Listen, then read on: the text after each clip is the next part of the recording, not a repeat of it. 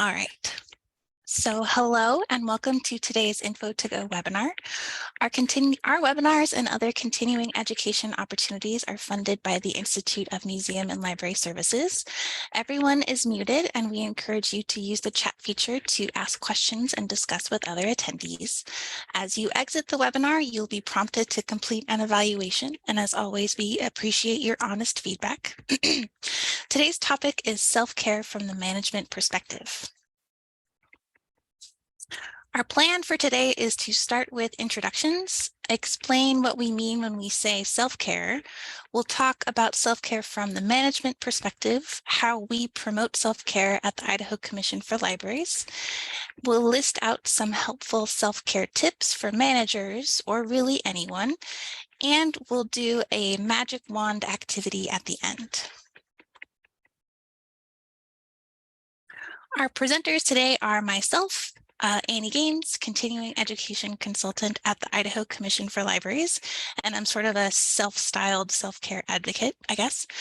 With me today is Dylan Baker, our Deputy State Librarian, manager of 6 people, and he just reached level 40 in Pokemon Go.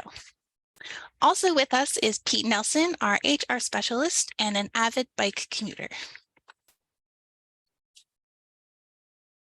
In today's fast-paced and demanding work environment, self-care is increasingly becoming an essential aspect of our lives, especially for those in leadership and management positions.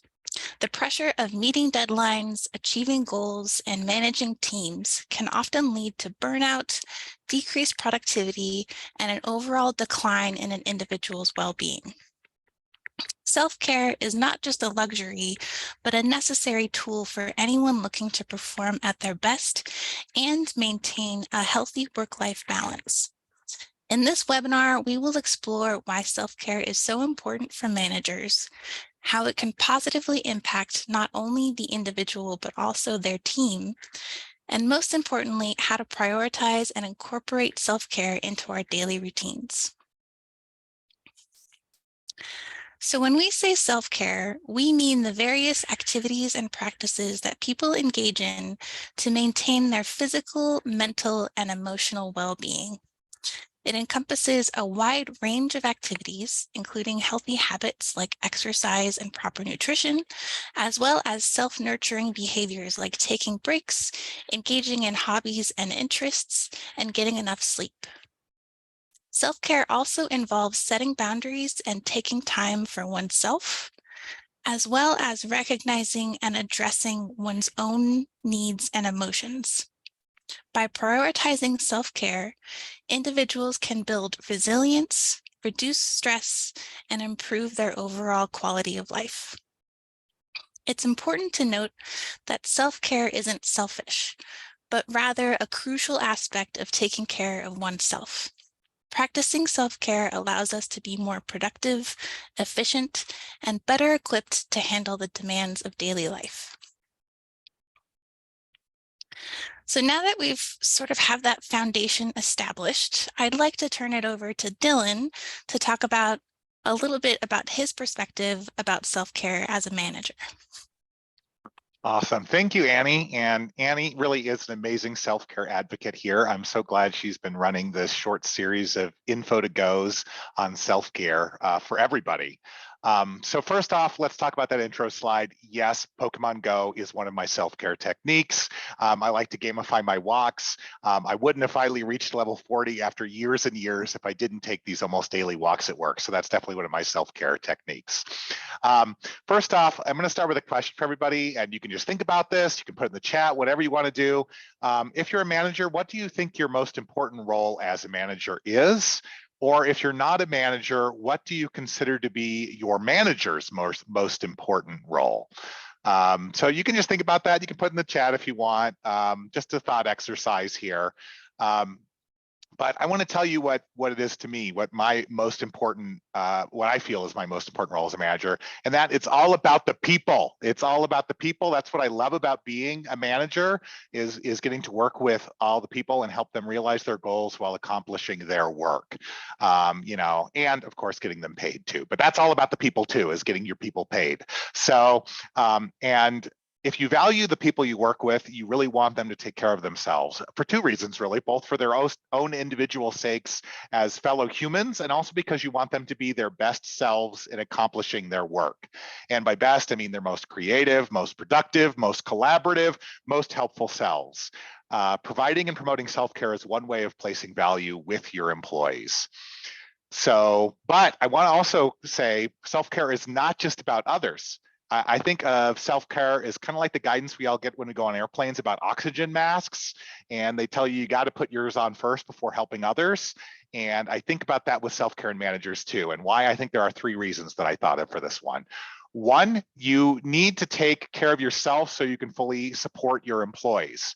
I don't think anyone can fully support anyone else if they're burnt out or running on empty. So you got to be practicing self-care for yourself. Two, I'm going to co-opt that famous L'Oreal slogan, because you're worth it. As Annie said, self-care isn't selfish, it's important to your own well-being. And if you do believe that self-care is important to your employees and they deserve it, why would you not show that same compassion and consideration to yourself? Because managers are people too. That's a big secret, but they really are. They aren't just robots. Number three, because it's important to set a good example, and your actions will speak louder than your words. Your employees need to see directly and concretely that you value self-care and yourself. You can't just give it some lip service, or they won't fully believe you when you tell them they should be practicing self-care themselves. So there is one problem with the oxygen mask metaphor. They only drop down in the case of an emergency, unless something's going wrong. And we do need to be practicing self-care before we're in an emergency or crisis. If you're only turning to self-care in an emergency, it's already too late. So you've got to cultivate a culture of self-care all the time. And it will take time to build up that resiliency for the emergencies and extreme challenges we all face. But if you are in the midst of an emergency, perhaps, just as a hypothetical thought exercise, a vitriol-filled and fueled, ever-escalating culture war against your very profession and the essential values it represents, again, that's just a hypothetical, none of us are actually going through that, right? That shouldn't stop you from putting any of these self-care ideas into place for you and your employees and practicing them right away. And you can always start with just one or two ideas and build from there. Speaking of self-care ideas, I know Pete and Andy have some great ones coming up, so I'm going to stop there and let them give you the useful stuff. Because here's another great manager tip to end with. You don't have to have all the answers yourself. Awesome. Thank you, Dylan. Yeah. Okay. So next up, we're going to hear from Pete Nelson, our HR specialist, about some of the things that we do at the Idaho Commission for Libraries to promote self-care. Thank you so much, Annie. Dylan's always a hard act to follow. So I may not have quite the energy level of Dylan, but I'm going to give it a shot. Thanks all for joining us today. Really appreciate it. I'm just going to talk a little bit about how kind of the idea came about for our self-care program. And then in a bit, Annie will bring up our form that we use, and it's a form, but it also kind of describes the program all in one. It's very simple. And then just gonna also talk a little bit about how it's supported here, and it's part of our culture. So back in 2019, a student from Boise State University contacted me to help her out with her capstone project. So that's kind of how this all started. And her topic was on employee time off. So I met with her several times, and one of the things we ended up landing on was self-care.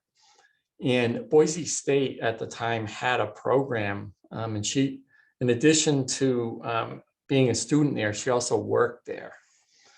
So I was kind of surprised when she told me that they had paid self-care time for their staff. So, oh, that sounds like a great idea. We talked a lot about it and came up with kind of some parameters around it, and decided that I'd present it to the management team here. You know, we have a small agency. There's only 35 to 40 employees, so it's pretty easy to manage. So Annie, if you want to bring up the document and we'll kind of go through that. And by the way, this we presented this in January of 2020 to the management team. Do you remember what happened in March of 2020 with the pandemic? So it was really great timing, kind of accidentally for the staff. But so what we do here is we allow up to 1 hour of self-care time per pay period. And our pay periods are 2 weeks. So that's 1 hour out of 80.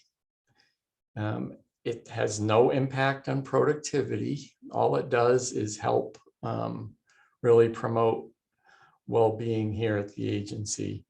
And we settled on, if you look at those bullet points, these are some of the categories that we settled on, but I don't think it includes everything that we necessarily allow. It's meant to be really flexible. But, you know, physical activity, occupational activities, social activities, meeting someone for coffee, emotional. So if somebody's going through something emotionally, counseling, that sort of thing, mentoring.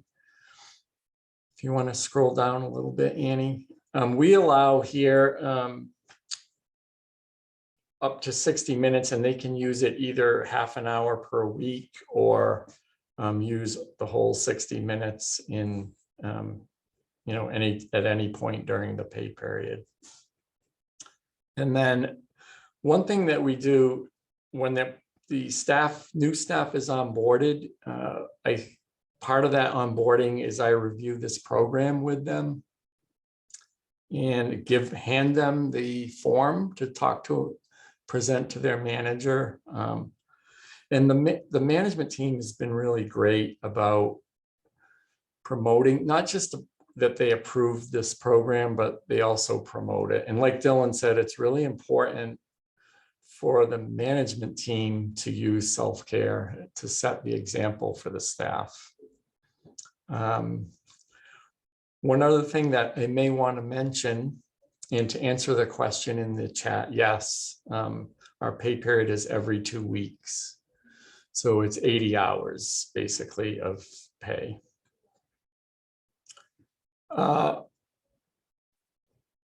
So yeah, the management team supports it and they promote it. So I think another thing that we try to do here is to ensure that workloads are managed so that people are allowed the time to, you know, to be able to take that self-care time.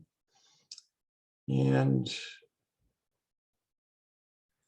for Anna has a question in the chat, would you do the same time amount for part-time staff? Absolutely. We don't, we have some people that work less than 40 hours a week and they have the same privileges. It's meant to be really flexible. You know, when you think about 1 hour out of 80, the investment that you get from allowing this, I mean, the payback I think is huge, and it's, you know, become part of our culture. And I don't know if, you know, during the pandemic, I think it was highlighted even more. And I think that's one of the reasons that Annie, you know, started these info to go sessions. If you want to scroll down a little bit more, Annie, and it's just the top portion of the form kind of just describes the program, and then it's very simple, just a brief description of how you're going to use the program, and then what days and times, but you know, that's meant to be flexible, kind of a best guesstimate of when you're going to be using it, and sign off on it, and we keep it in the employee file.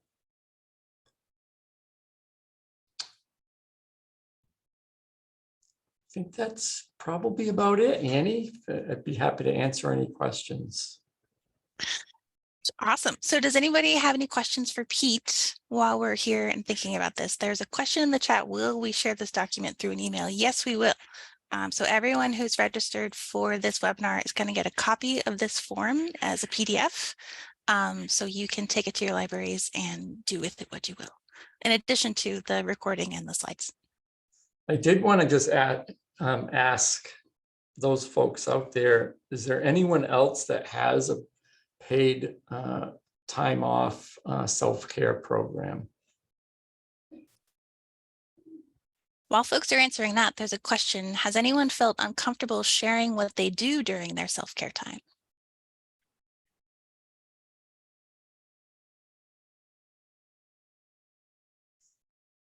I am not aware of anyone being uncomfortable.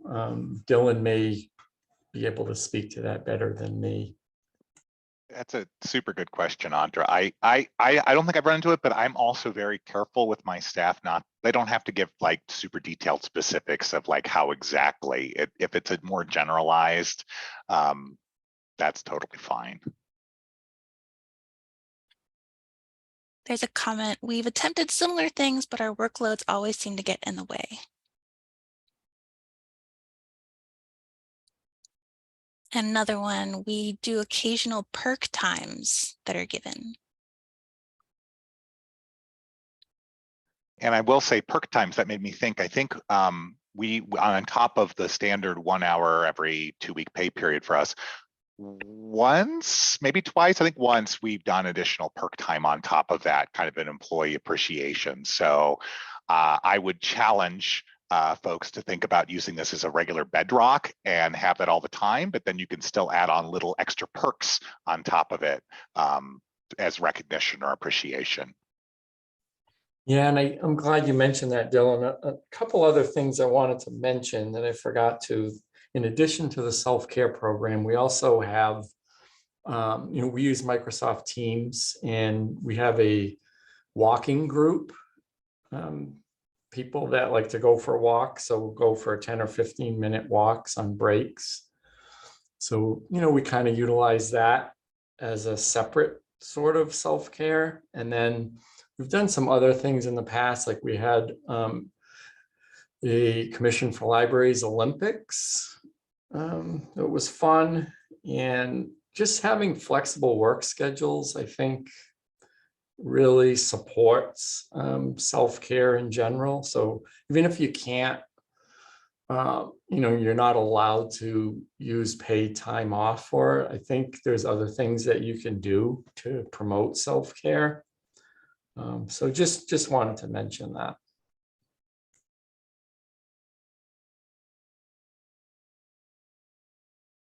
Great. Okay, so if there's no more questions, we can move on to the next section. Thank you, Pete, and thank you, Dylan. So next up, I'm going to list out a few self-care tips for managers and everybody else to consider. So the first one is, have you tried walking meetings?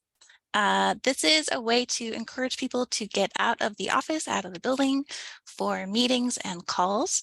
Walking meetings have been scientifically proven to promote out-of-the-box thinking and mental and physical health.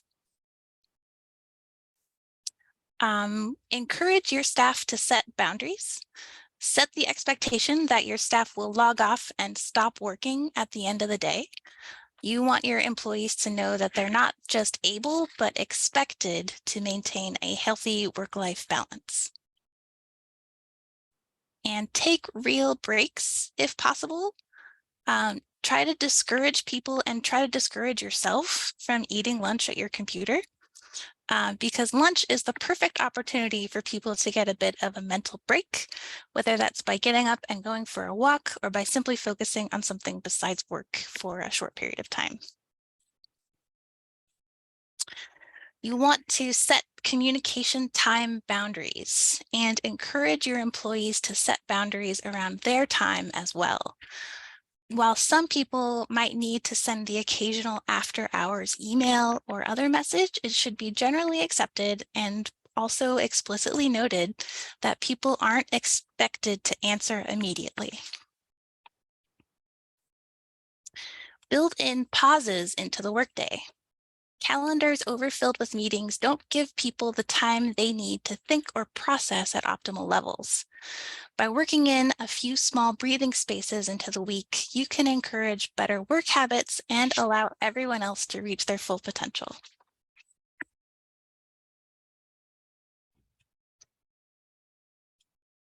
And like Pete mentioned, allowing for flexibility around and during the workday can be really helpful. People are far less likely to succumb to stress if they know they have the freedom to step out, tend to their kids, walk the dog, or do other important personal things without worry. This encourages a feeling of autonomy in your staff. Plus, adults just like being treated like adults. Another thing you can do is practice gratitude in your words and actions, and be sure to encourage the habit throughout your team and the wider organization. You want to build a supportive culture where people openly celebrate each other's wins and support each other through hard times. You can also introduce wellness check-ins. This is a way to actively encourage employees to self-assess their mental well-being on a regular basis and have some kind of system in place for them to report any concerns that they have to leadership. Sometimes people just need a reason to allow themselves to slow down and consider how they're doing. So introducing a regular check-in meeting with them could really help. And finally, practice what you preach. You can set a good example for others on your team and in the organization by living by your own self-care rules. Manage your time, take breaks, go for walks, and let people know that it's okay to make their needs a top priority. If you're just talking about taking care of yourself, but then your staff can see that you're eating lunch at your desk every day and you're rarely using sick or vacation time, even though you might need it, you'll be showing by your actions what's valuable to you. So what about you all? What are some self-care tips that you have that you'd like to share? If you have them, please put them in the chat. I would love to hear about them.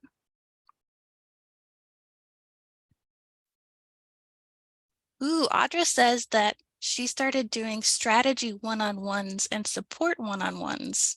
So they're meetings in different mindsets. I really like that. She says, I now realize I need to do that with my own supervisor. That's very insightful.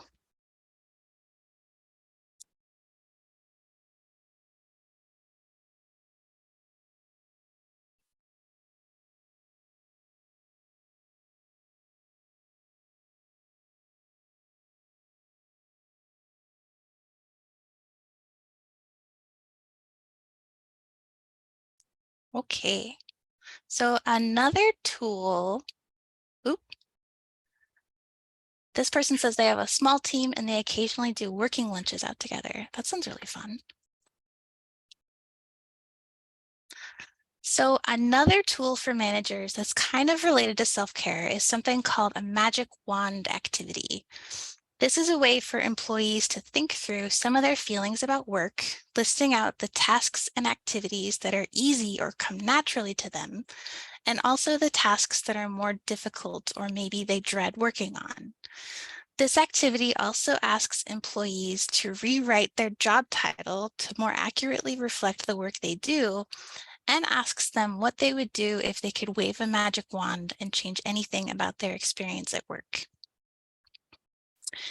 And so let's take about 5 minutes for each of us to reflect on these questions ourselves in our own positions.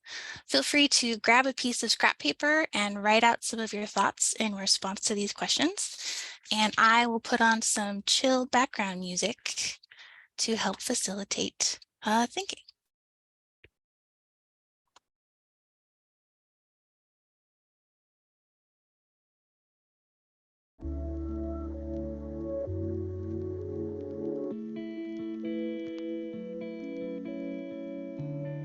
Annie, I feel like your chill background music is an important part of self-care as well. I feel like it's important, yeah.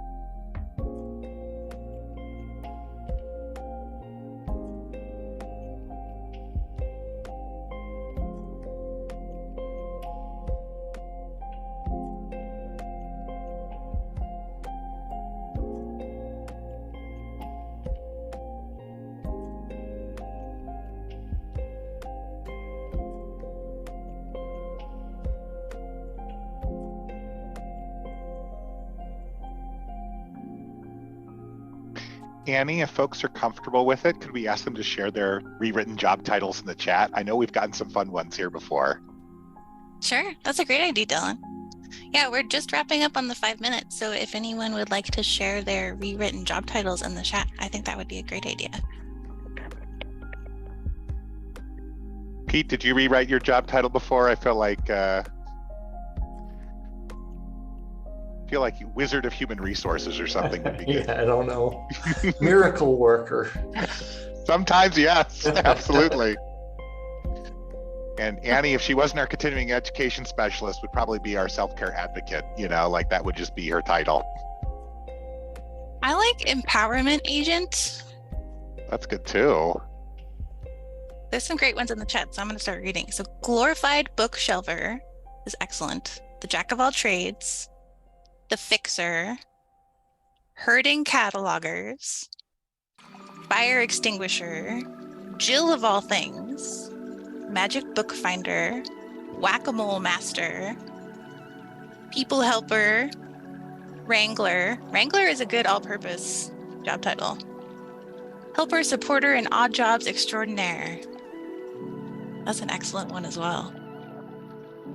Good job, folks. Thanks for doing that. So, let's see. I hope that was a useful activity for you. We will share a PDF version of that when we send out that email. Ooh, hat collector. That's also a really good one. We're going to be sending that out as a PDF for you as well, so you can take that and adapt it for your own institutions if it's useful for you. And with that, that is the presentation that we have for you today.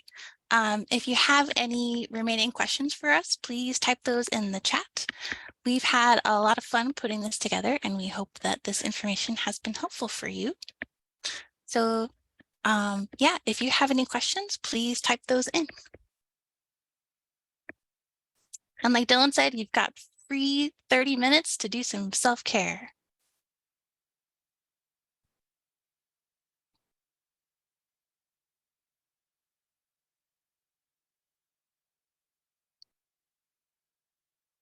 Thank you, everybody, for attending. Thank you to Pete and to Dylan for sharing your expertise. It's very great to get some HR administrative leadership perspective on this conversation.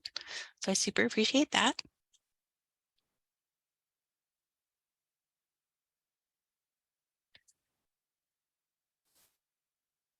Thank you, Annie. This was excellent. And I hope folks tune in for more of the self-care Info to Go series you've got going. Yes, that's true. We have the next one will be March 23rd. It'll be self-care in the great outdoors. Do we have articles or data that's shareable about the importance of self-care and productivity? Not off the top of my head, but I could draft something up for you. Let me make a note of that.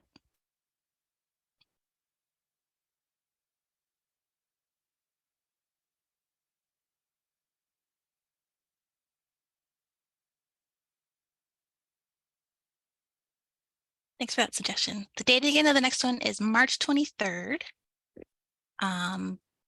It'll be same time. It's a Thursday.